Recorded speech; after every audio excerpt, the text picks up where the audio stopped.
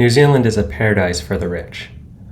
You might think that it has a generic progressive income tax, just like most other first world nations, but unlike most first world nations, it has no capital gains tax, no estate tax, and no gift tax.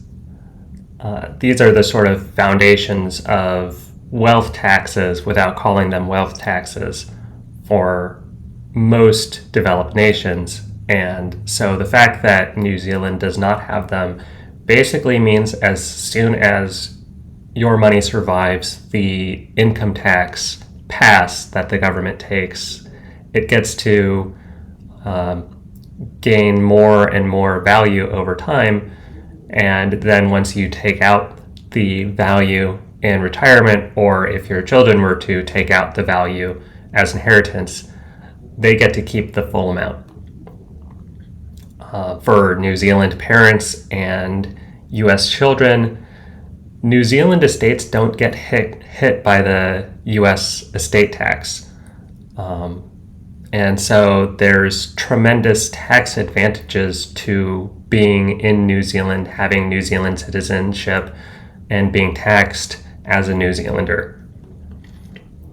So why are New Zealand taxes so low? It's relatively straightforward. The budget for the New Zealand government is in really good shape, particularly compared to a lot of other nations. They have a 45% national debt, which would be double for most European countries, a 3% budget deficit, which compares to the about 6% budget deficit in the United States. So they're not spending beyond their means. They haven't been spending beyond their means for decades.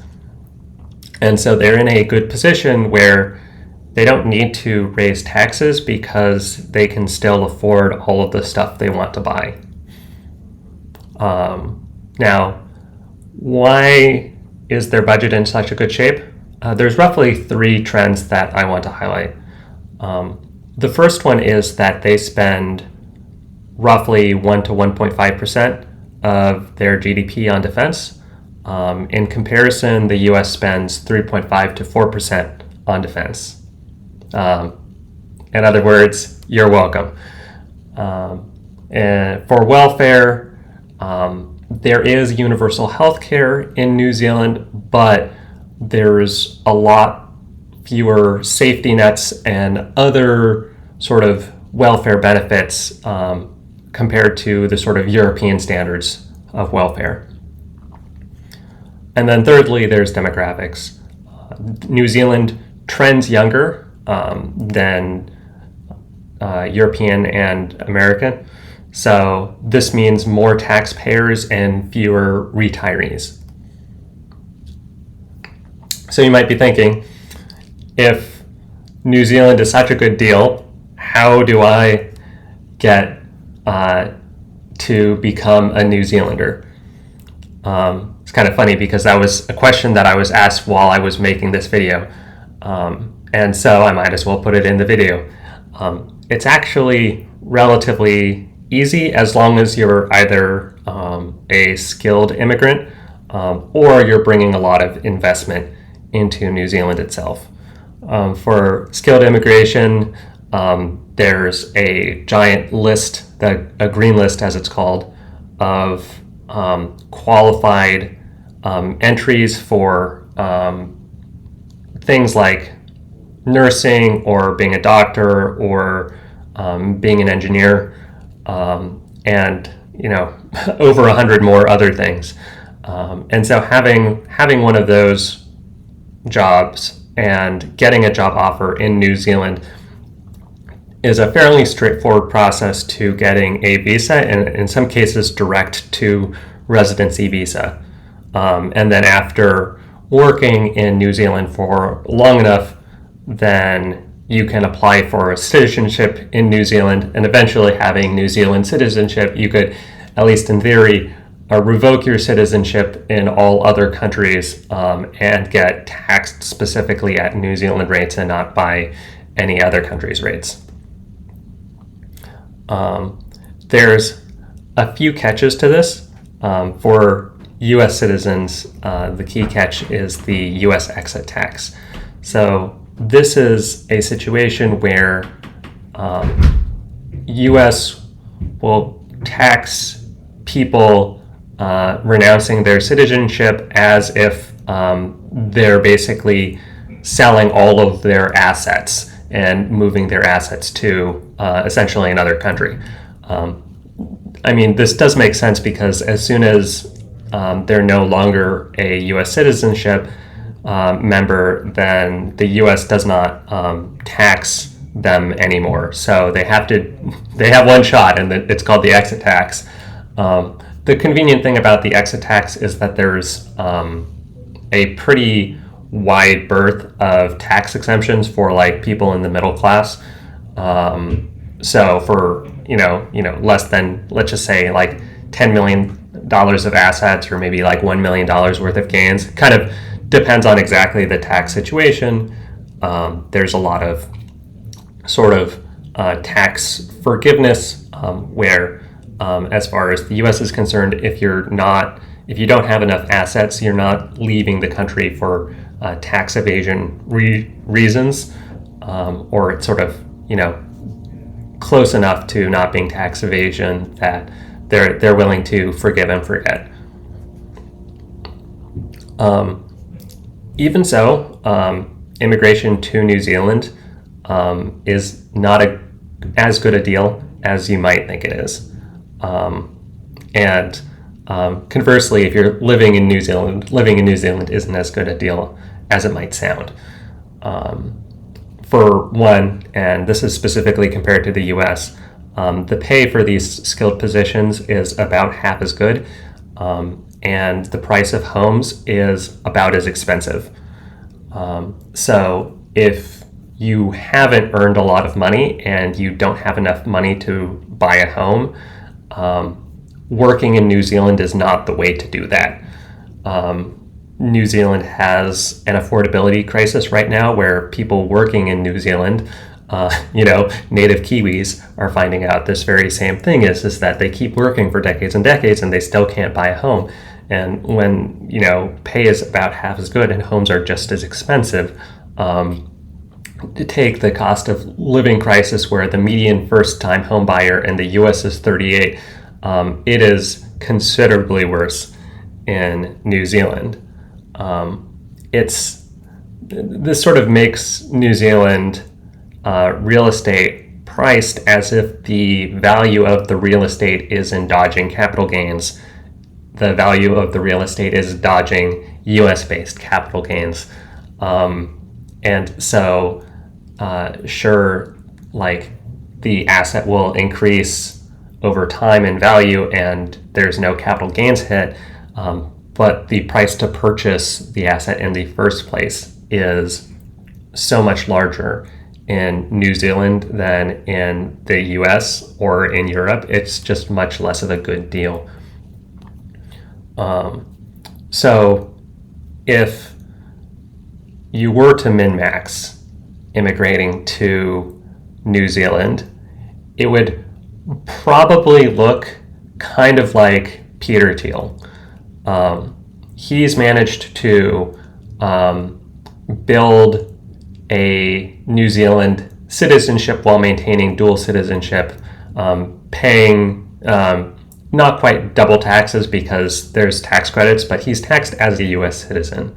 And then what he does is that now that he's built up a position of about $5 billion in New Zealand assets, once he reaches retirement age, he can renounce his citizenship, and then he gets to avoid all of the capital gains taxes on his New Zealand assets.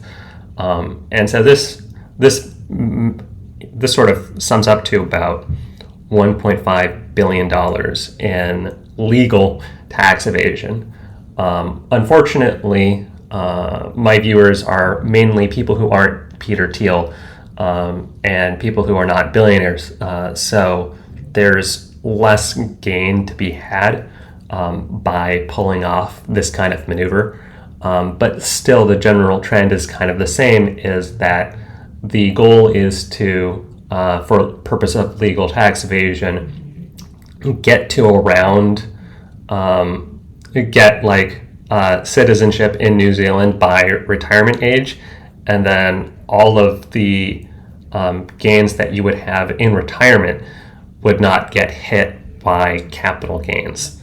And so in retirement, this is generally like sort of peak asset holding, and also in retirement, all of the income that you would have would be through sort of gains, selling your assets, taking those gains and converting that into retirement income. And so that would make it such that all of your retirement income would effectively not get taxed. It doesn't get taxed through income tax. It doesn't get taxed through capital gains as long as you're in New Zealand as a New Zealand citizen. That's very powerful. That can save people a lot of money, but there is the asterisk where it sort of presumes having money in the first place. One of the reasons why there's not a lot of motivation for the kind of wealth taxes in New Zealand is that it would hit the people who are already rich. And so since there's already a bunch of pretty broadly well-off people in New Zealand, there's already pretty broad land ownership in New Zealand, there's not a lot of push to suddenly get all that taxed. But in order to get the benefits of this lack of capital gains, this lack of estate taxes, you have to get into that club in the first place. And so for most people, it would take the overwhelming majority of their working lives to get into the club. And then once they're in the club, that's pretty nice, but they have to get into the club first. And so good luck. For most people who live in New Zealand currently, it's getting increasingly harder to get into the club. That's the sort of reason why there's a sort of low-level push for wealth taxes, for capital gains taxes. There was a push to get into capital gains tax in 2019. It failed, but there was a push to put capital gains tax in New Zealand in 2019, and there probably will be a push to put it in place in, say, 2029 or 2039. It'll continue to get pushed until it actually happens. So the question is, when will it happen? And so there is some pretty good reasons why capital gains tax and other wealth taxes would show up in New Zealand in the future. And much like the rest of the world, the economics of supporting people is becoming increasingly unsustainable. There's a cost of living crisis in New Zealand right now, when the Conservative Party in New Zealand essentially cut some of the welfare budget in 2025. There was some pushback. There is some unpopularity there. Now, the more cuts, the more unaffordable New Zealand gets, the harder that pushback is. There's already some questions about whether the Conservative Party in power for New Zealand, it's a coalition, but whether that coalition will stay in power, or whether it will be a sort of one-term coalition.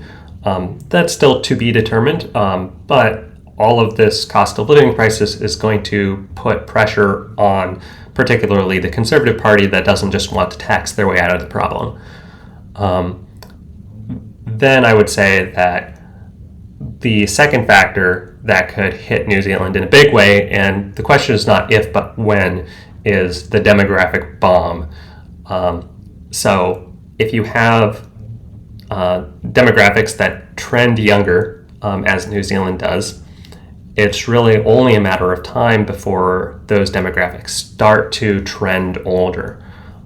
So we would be right now having about a 2-to-1 ratio of workers of like people who are like drawing on social welfare versus working, it could get to 3-to-1 in the 2030s and 4-to-1 in the 2050s. And by the time there's a lot more retirees in the 2050s versus people who are working, that's when things can get really bad. Where if you have a retiree, the majority of their income is through selling assets. If selling assets is not taxed, then there's basically no tax base for New Zealand. That's not sustainable, particularly since it's those very same retirees that the expectation is that some of them are going to be drawing on Medicare or the sort of medical care equivalent, either because they can't afford it or because there's universal health care. And the majority of healthcare costs are in retirement in the last decade or so of life. And so for the welfare system to get absolutely slammed, while simultaneously there's no wealth taxes to actually make up the budget deficit, that's not sustainable. The question is really, when does that happen? I would say look to the 2030s. Right now, there's still a good enough population pyramid, and there's still, even if there's a so-called cost of living crisis, it is not so bad that the solution is tax increases as opposed to austerity. I think in the 2030s, that'll change. By the way, it'll also, I believe, change in the US as well. And I think it'll change in New Zealand at roughly the same time. And then the sort of final piece of the future of taxes in New Zealand is, how does the US feel about taxes in New Zealand, and also how New Zealand has such a healthy budget situation? Because if New Zealand is spending 2 to 3% less on defense compared to the US, that works out to about $15 billion a year. That is a sort of budget shortfall that the US is being the sort of world's policeman. And by the way, like other European countries, Australia as well, countries other than New Zealand are sort of maintaining the global order. And New Zealand has this, cute coastal defense to just protect themselves. They're not participating as much in the sort of global defense, and they're definitely not participating in the global defense to the same scale as the U.S. So if the U.S. ever notices this and gets upset about it, and wants to do something about that, then they're going to put the pressure on New Zealand in forms of tariffs, in forms of diplomacy, in the form of other international pressure to get defense spending in New Zealand up. And also like tariffs that are already happening on New Zealand because of existing trade deficits. I think that they're unlikely to go away. There's still going to be this sort of demand from the U.S. to have a balanced trade relationship between New Zealand, and also in the context of having a roughly equal contribution for budget on defense. So if that happens, then all of a sudden New Zealand goes from a 3% budget deficit to a 6% budget deficit, pretty much just like the US. So New Zealand suddenly becomes just like, if New Zealand suddenly becomes just like every first world country, then they're going to all of a sudden have to have a tax regime just like every other first world country. And so that includes the capital gains tax, estate tax, gift tax, like every country. From my perspective, it's not a matter of if this happens, but when this happens. And I would say look to the 2030s.